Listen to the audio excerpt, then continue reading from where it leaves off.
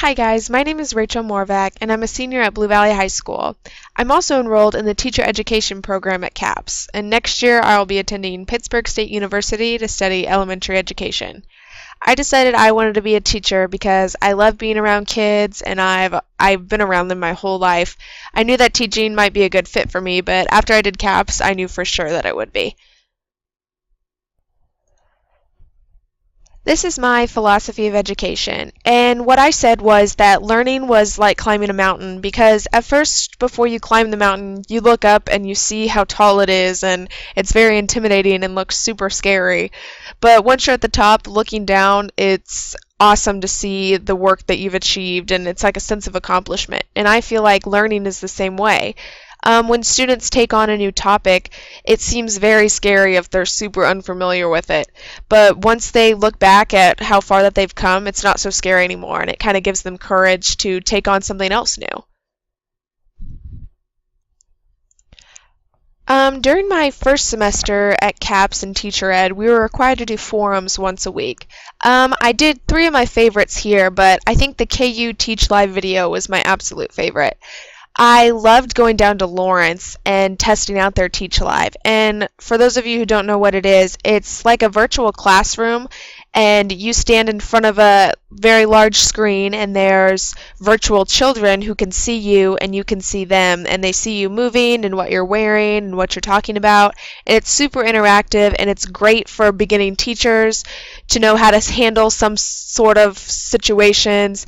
And you're also able to turn up how like rowdy the kids are, how much talking there is, so you get to see every kind of situation, and I thought it was super beneficial, especially for a class like ours. Throughout my time at CAPS, I've had multiple experiences in different schools. My very first observation was at Blue Valley Middle School, and I actually split my time between 8th and 7th grade. This observation was just strictly observational, and I would take notes in the back, and it was a great way to kind of ease into knowing classroom management techniques, lesson planning, and things like that. For my second observation that semester, I was in Blue River Elementary School in a first grade classroom. It was Mrs. Wiley's class. And this observation was my very first actual being able to teach. I was actually able to do 2 lesson plans while I was there and actually execute them to the class. And it was great for my first time to see how students react to actually what I come up with to teach. And it was just an unforgettable experience, and I loved it. My third observation that semester was in a second grade classroom with Mrs. Hickey. What I loved about this observation was that I still got to do 2 lesson plans, but they were based on math, and that's my favorite subject. So it was really awesome to see how that's going to be when I actually have my own classroom and teaching them math. My next classroom experience didn't start until the next semester, and in this semester I actually moved over to the partnership part of Teacher Ed. And so what this means is that instead of spending 3-week periods in a classroom, I got to spend double that, and I got to be in there for 6 weeks. So for my first partnership, I went back to Mrs. Wiley's first grade class, and that was so awesome because I got to see how the kids progressed, especially in their reading skills. They were so much more independent, and that got me very excited for when I have my own classroom to see how the students progress throughout the year and how rewarding that'll be to me as a teacher. For my second partnership, second semester, I went to Mrs. Conway's third grade classroom, and what was so special about that partnership was that I got to do so many lesson plans, more than I had ever done in a single classroom before. I think by the time that I had left, I had done around 6, and that was great to feel that kind of independence as kind of a student teacher, and I felt really like I almost had my own classroom for a little while, and it was great. I loved every second of it. And like I had mentioned before, we were required to do lesson plans in some of our observations. But my very first lesson plan was our what we call the in-class lesson plan. And we made a lesson plan in our teacher ed classroom, and whatever grade level we wanted to teach, our peers would actually become that level.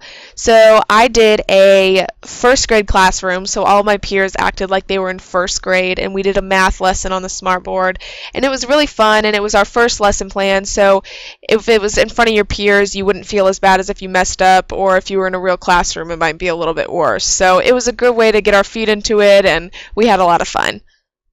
My next official lesson plan was in Mrs. Wiley's first grade class, and I did a lesson on Veterans Day.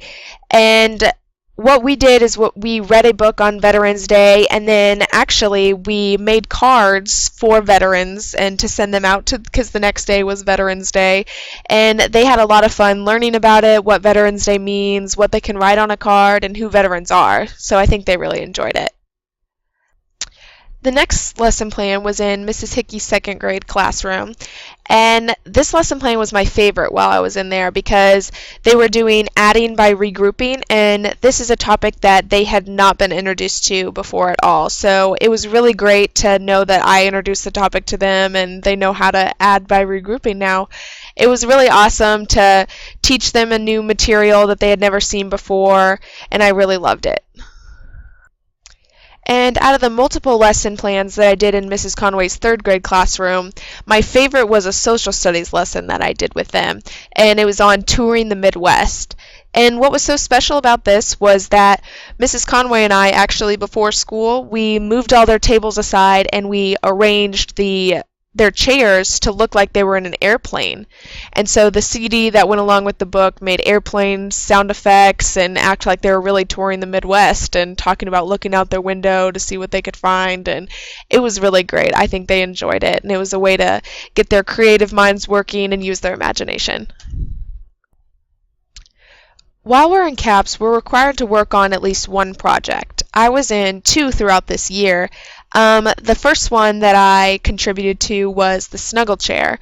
And what that is it's a chair that caters to the needs of autistic students who have sensory processing disorder. So what the teacher ed students and I did was we helped Dr. Stuart Jackson. He was the head of the project. He needed us to make phone interviews to see what the marketplace was like, what school and clinical settings already had to cater to these kind of needs, and what they would like to see on the market. The second project that I worked on this year was Girls Night Out Flash Class, and what a Flash Class is at Blue River Elementary School. They put these on, and certain Fridays they'll have students stay after from about 3:40 in the afternoon to 9 at night, and then their parents pick them up. Each one has a different theme, and ours was Girls Night Out. So I partnered with the reading specialist at Blue River Elementary and another teacher ed student in my class, and we put on a flash class for 21 girls, and they had a blast. They decorated cupcakes, had a dance party, they wore their PJs. It was a really great time, and it was really fun to see them all have so much fun. Some of my professional development that I've gained throughout CAPS is the Greenbush Conference that our entire teacher ed class presented at in the fall. It was really great, and it felt really awesome to contribute to our presentation. Each person in teacher ed was assigned to do a slide, and then they got to present it at the Greenbush Conference. And it was really great to already get in our professional speaking and learn how to do that without any kind of nervous tweaks or anything like that. So it was a good way to get into it and learn how to speak in front of people, and it was very beneficial. While we were in our partnership second semester, we were required to make a blog every week, and we were to blog 2 days out of the week that we were there, just about anything that was fun, something that you noticed, something that you want to remember for later on.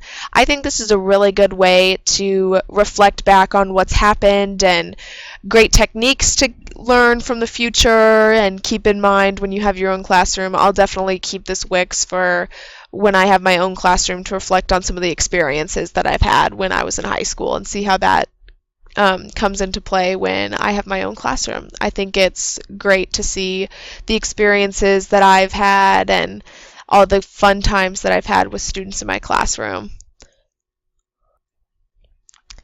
So thank you for listening to my audio tour of my Wix website. I hope you found it helpful, and I hope that you can look more into it later. Thank you.